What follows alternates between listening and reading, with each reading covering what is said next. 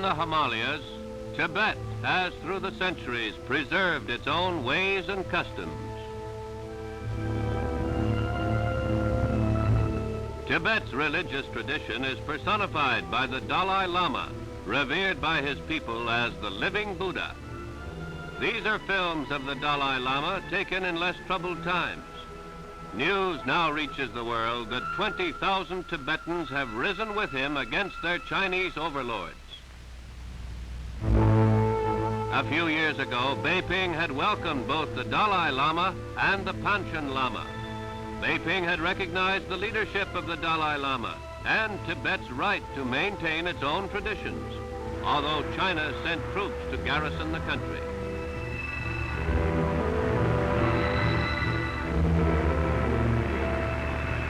These films, made in 1956, show the Dalai Lama and Panchen Lama on a visit to India.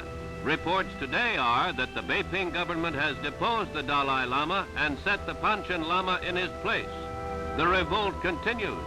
India's erstwhile visitors are today dramatic figures in a troubled land.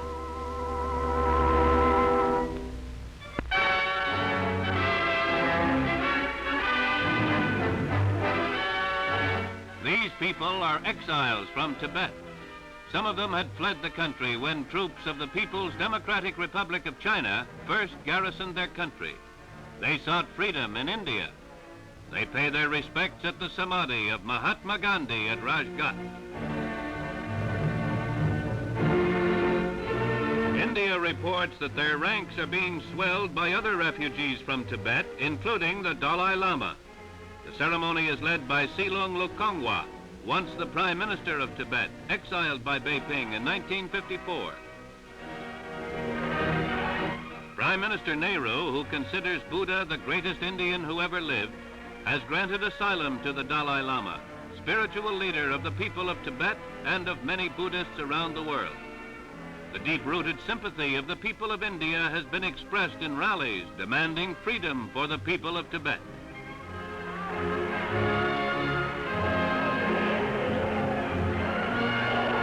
They accuse Beiping of disregard for human rights, and they call Tibet Asia's Hungary.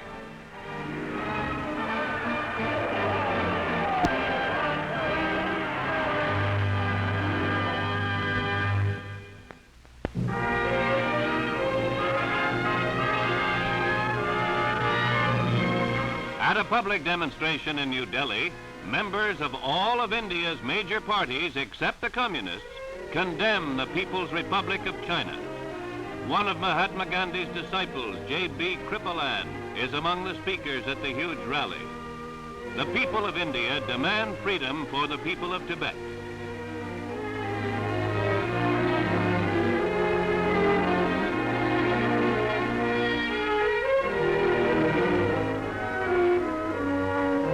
At the headquarters of the Congress Party, Mrs. Indira Gandhi, daughter of Prime Minister Nehru, gets petitions to grant political asylum to all Tibetan exiles. In Taipei, more than 300 Buddhist monks are in procession through the streets in another demonstration of sympathy for the people of Tibet. The white elephant is a symbol of immortal life.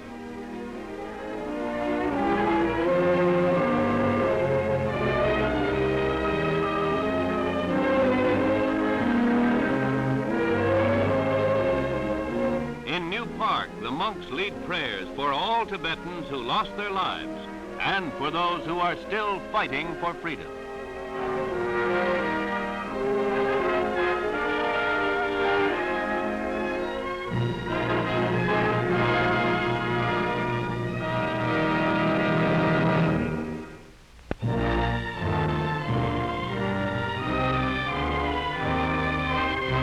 The Dalai Lama makes his first public appearance since his escape from Tibet. In Tezpur, a tea-growing center of northeastern India, he is greeted by reverent crowds.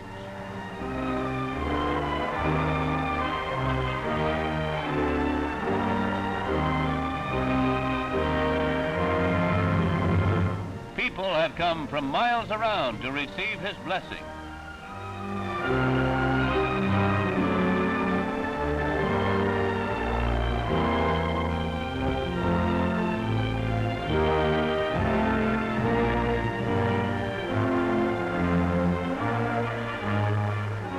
Dalai Lama acknowledges the welcome of the mayor and of the people of Tezpur.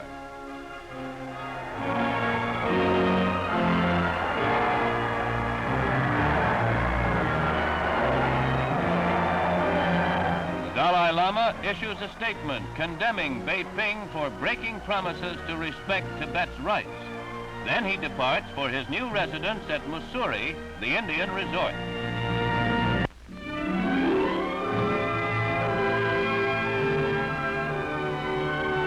In the mountain resort 400 miles north of New Delhi, the people of Mussoorie await the arrival of Prime Minister Nehru. Their small town has become a center of world attention.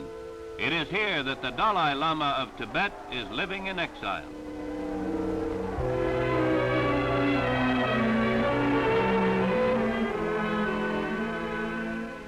Prime Minister Nehru transfers to a horse to complete the journey over the hills to Birla House, where the Dalai Lama is staying. Here, the temporal leader of India meets the spiritual leader of Tibet for the first time since the Dalai Lama reached refuge in India. They greet one another with the traditional exchange of scarves.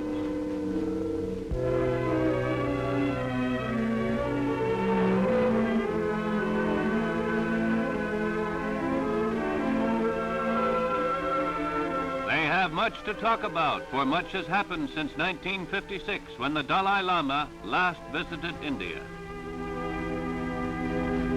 Prime Minister Nehru reports that the Dalai Lama told him of the growing resentment of the people of Tibet, of poor living conditions, and of the feeling that even the religion of Buddha was being endangered.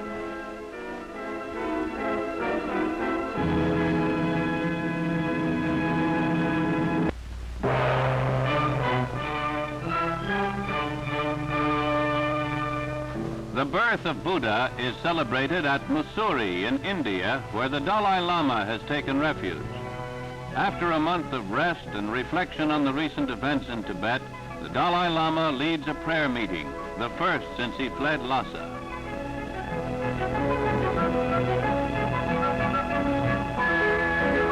The Dalai Lama speaks in Tibetan.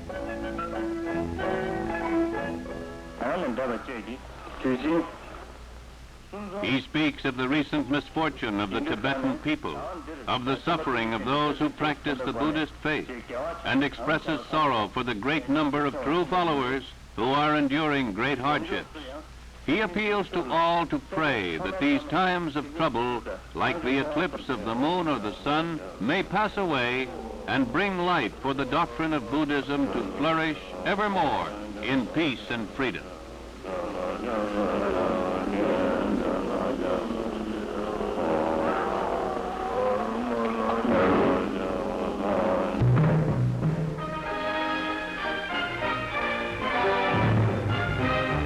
The Dalai Lama holds a press conference at his place of exile in northern India.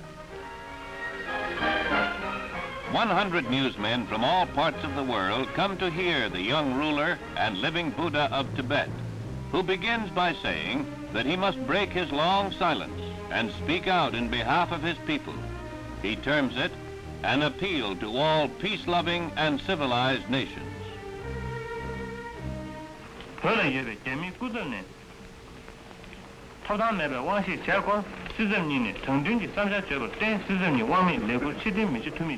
Speaking in Tibetan, which is later translated for the newsmen, the Dalai Lama charges that the Tibetan people are being exterminated, that their culture and religion are being stamped out. He reviews the history of Tibet's absorption by the People's Republic of China. He states that the Beiping authorities have broken the pledge they gave to him and to India's Prime Minister Nehru to respect the integrity and dignity of the Tibetan nation.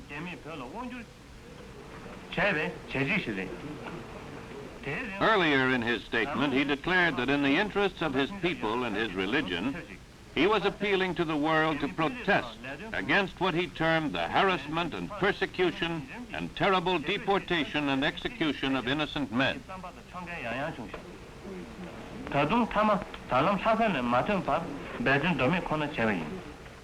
After these words, he states that Tibetans feel no hatred for the Chinese people.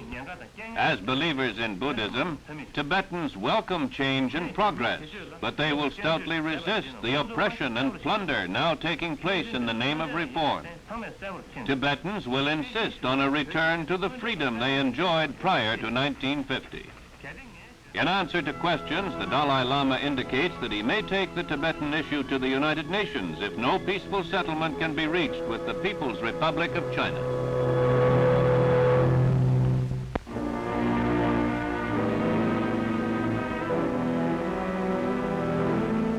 Our cameraman revisits Mussoorie.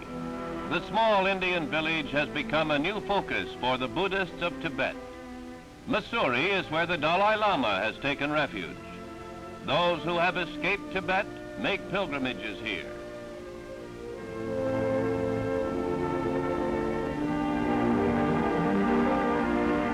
Life goes on for the refugees, though their hearts are with their people in Tibet.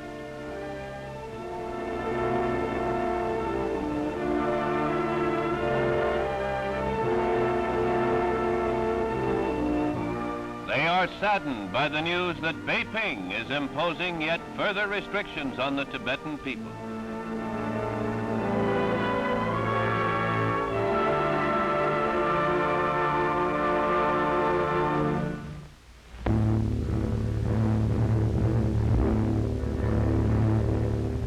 Thousands crowd the railway station in New Delhi to welcome the Dalai Lama, making his first visit to the capital of India since his escape from Tibet.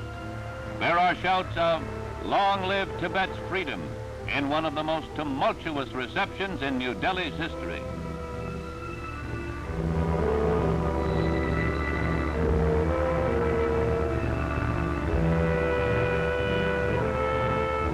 Immediately after arrival, the Dalai Lama goes to Rajghat to place a wreath on Mahatma Gandhi's Samadhi in token of his respect and admiration for the Father of India.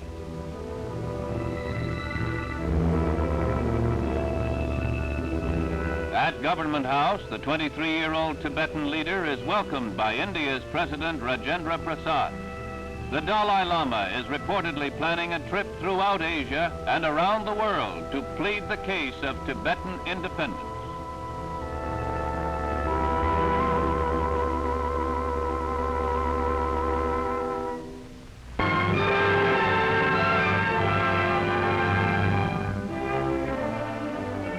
At the residence of Premier Nehru, Mrs. Indira Gandhi welcomes the Dalai Lama, making his first visit here since fleeing Tibet.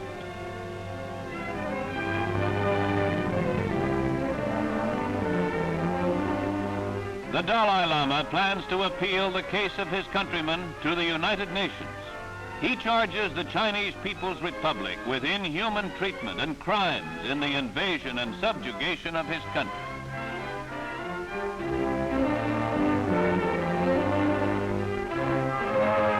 In the Philippines, the birthday of the late Ramon Magsaysay is commemorated by the presentation of awards in his name to Asians who have made outstanding achievements in education, community leadership, and journalism.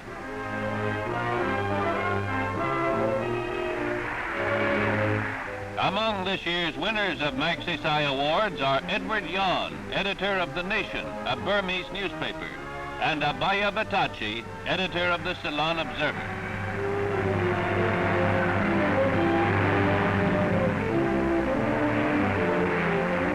Diallo Tundup accepts an award in behalf of his brother, the Dalai Lama, honored for the defense of his people's right to worship. Among the other award winners are men from India, Spain, and the Philippines, who have made long-lasting contributions to the people of Asia.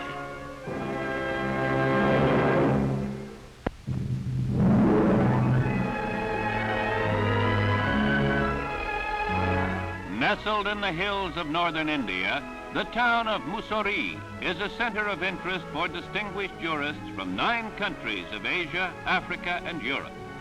They have come here to interview the Dalai Lama, who has been living in Mussoorie since his escape from Tibet. The Dalai Lama meets the jurists from India, the Philippines, Ghana, Norway, Ceylon, Burma, Malaya, Thailand, and England. They have formed the Legal Inquiry Committee on Tibet. The committee is collecting documents, statements, and other evidence for a report with particular attention to the question of violation of human rights in Tibet. The Dalai Lama thanks the Commission for its efforts to place before the world the true facts about Tibet and offers what information he has about the case in the hope that justice may be done.